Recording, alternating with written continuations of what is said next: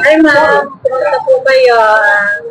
Maraming salamat sa pagpapaundak sa amin na alam ko kahit pagod kayo na galing kayo sa Basico Tondon at nagpasaya kayo ng mga supporters, mga bata. At kumusta naman po ang inyong Pasko na Pasko? Oo, actually, masaya ako dahil kanina nakita tayo sa Baseco. Hindi ko ina-expect na maraming tao na sumalubong sa akin doon. Nagbigay pa sila ng sorpresa na magsayaw sila. So, kaya tayo naman, syempre kahit paano, bigyan natin sila ng munting regalo. Kasi alam naman natin, yung Kapaskuhan ay para sa pagbibigayan, pagmamahalan, at para sa mga bata na ma-inspire sila na malaman na ang Jesus Christ, ang ating Panginoong Hesukristo ay kailangan i-celebrate natin yung buhay kasi yung buhay natin siya rin ang nagbigay. So, ako naman, for this past few days, mula nung Christmas, bago Noche Buena, naging abala rin tayo para maghanda para sa pamilya. Kasi talagang sa aming pamilya, ako talaga yung every year na nagbibigay ng sorpresa para sa aking mama at papa, sa mga kapatid. Ako kasi yung talagang maraming naiisip na mga ideas paano i-celebrate yung Christmas. So yun, naging busy ako kung paano i-prepare yung pagkain, susuotin naming lahat, kasi gusto ko lagi may motive yung Christmas namin. Tapos, yung regalo, kung ano yung maibibigay ko sa kanila. Dahil doon, masaya ako. Hindi ko iniisip na yung Pasko para sa akin. Yung Pasko talaga para sa pamilya na lang. Napanood ko siya Oo. Narinig ko sa kanya sa yung matulalibo sa Manila. Oo. Na sinabi niya na let's make Manila great again daw. Diba mo, narinig ko ito sa inyo So, ano yung sasabi mo doon? Actually, I think na nalaman ko rin na nabanggit na yun. Sa totoo lamang, sa sinabi niyang yun, natawa ko. Kasi sana ginawa niya na noon yung sinabi niyang yan. Yung sinabi niya na make Manila great again, sana ginawa niya na noon, di ba? Bakit niya pa ginawa? So, kaya ako, sinabi ko talaga sa taong bayan, let's make Manila great again. Ibig sabihin, hindi lang ako ang magbibigay ng Manila na maging great ulit, kundi dapat kasama yung buong Manileño. Kasi siguraduhin na ngayon, para naman balik. Yes. Kasi kaya ako natawa dahil sana nga sinabi na nga niya. Yung sinabi niya, sana ginawa na niya talaga noon. Diba? Sana hindi na niya masasabi yung make Manila great again, yung naging great again nung panahon niya. So, siguro kailangan talagang hindi lang natin sabihin yan para sa sarili natin eh. Sabihin natin yan sa taong bayan na kasama natin silang gawing make Manila great again.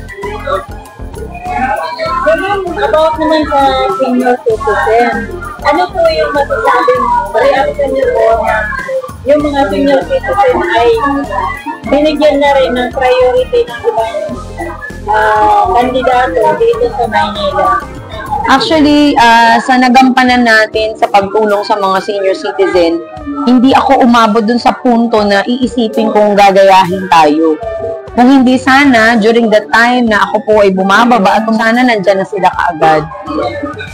Kumbaga, nandun ako sa aking kaisipan na sana nakita ko sila noon. So ngayon na nakikita ko na binabanggit nila palagi yung senior citizen, masaya ako to the point na at least binibigyan nila ng attention yung senior. Pero ang tanong, bakit ngayong election lang? Bakit hindi pa noon? Noong time na nangangailangan ng kalinga at pagmamahal at pansin ang mga senior citizen. Hopefully, hindi lang ito dahil sa eleksyon. Kung hindi sana, namulatan sila na kailangan gampanan natin yung pagiging anak para sa ating mga magulang. So, ayan ma'am. Tungkol sa mga gaya-gaya niya. Ano naman ang reaction mo ngayon? At pati yung kanta yung lagi nyo kinakanggap sa mga suggestions. Ay, pinipilit na rin nila ang kanta nyo. So, reaction mo yun. Sana lang nasa tono. Joke lang. Kasi pag wala sa tono, baka isipin galit or baka nakakatakot yung kanta.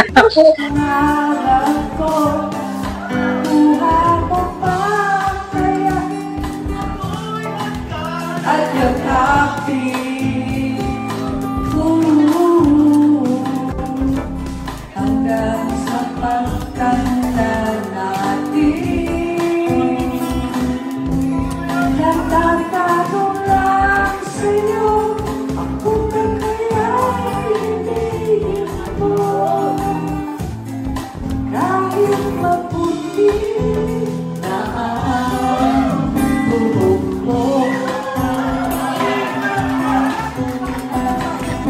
Buhok mo.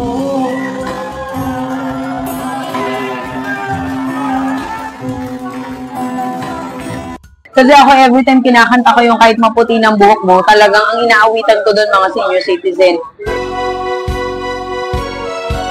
Pagdating ng araw, ang iyong buhok ay puputi na rin. Sabay tayong mangangarap ng nakaraan sa atin. Ang nakalipas ay ibabalik natin. Ipapaalala ko sa inyo. Inaawitan ko na rin somehow yung sarili ko na kapag nagkaedad ako at tumanda at may puting buhok na, sana awitin din yun ng anak ko para sa akin. Dahil yung awitin ko na yan ay hindi lamang isang lyrics na binabanggit, kung hindi isang responsibilidad bilang anak para sa kanyang magulang at responsibilidad ng taong maglilingkod para sa taong bayan. So mama, last na question ako. Sino nga ba kasi yun ang mga nabututan mo? Pati yung concept mo na pag-aalaga mo sa iyo kasama mo ay parang ginagaya natin yan. Oo nga eh. Sana ginagaya rin nila yung kaugalian ko talaga na maging isang tunay na Pilipino at kaugalian ng isang Pilipino na mahalin mo yung kapwa mo. Na hindi lamang ikaw mabuhay para sa sarili mo. Kaya ako naman, yung aking line-up, yung aking vice mayor, aking mga konsehal, sabi ko nga kahit saan ako makarating, gusto ko nandun sila. Dahil yung tagumpay na ibinibigay ko para sa aking sarili, sa aking pamilya, ibinabahagi ko sa kanila dahil gusto kong makita nila ang tunay na tagumpay ay para sa pangkalahatan, hindi lang para sa sarili. Kaya hopefully, yung paggaya nyo sa akin, okay yan. Basta gayahin nyo lahat hanggang puso, hindi lang yung salita dahil sa eleksyon. Pero nananalangin pa rin ako at naniniwala na naging magandang ehemplo tayo para sa ating kababayan, lalo na po sa mga senior citizen, na dapat po yung mga anak natin, mga apo natin, bigyan tayo ng respeto, pagmamahal. Kasi sa bandang dulo, may pera ka man o wala, ito pa rin yung magbibigay ng katatagan ng loob ng isang nagkakaedad na. Kumbaga, later part na yung pera eh. Kasi yung pera, binibigyan ka lang ng pangangailangan mo. Pero yung emotional at yung moral support na dapat ibigay ng pamilya, yun dapat ang maibigay natin sa mga senior citizen. Last na lang po, ano naman po yung message ko sa mga senior citizen? Hinihintay pa rin kayo. Oo, tama. Actually, yung mga senior citizen natin, for the longest time, for almost 3 years, nakasama ko sila. Marami akong natutunan. Sobrang dami na hindi ko inakala na lahat ng ito ay masasabi sa akin ng senior citizen. Dahil lahat ng salita na binibigkas nila ay mahalaga para sa akin. Kasi yan ang nagbibigay dahilan sa akin kung bakit kailangan ipagpatuloy ko ang laban na ito at hindi ako mawala ng pag-asa na ang Maynila ay maaayos pa rin para sa pangkalahatan, hindi lamang para sa mga politiko.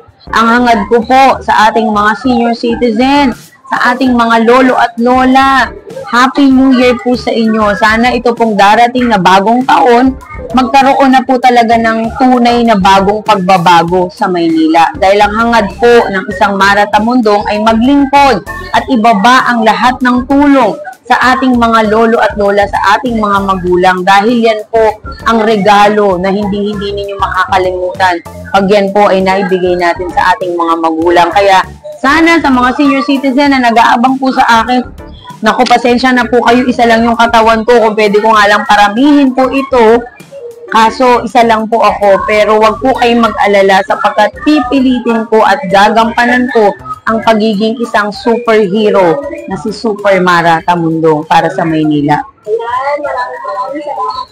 Thank you so much and Happy New Year to all! Happy New Year po!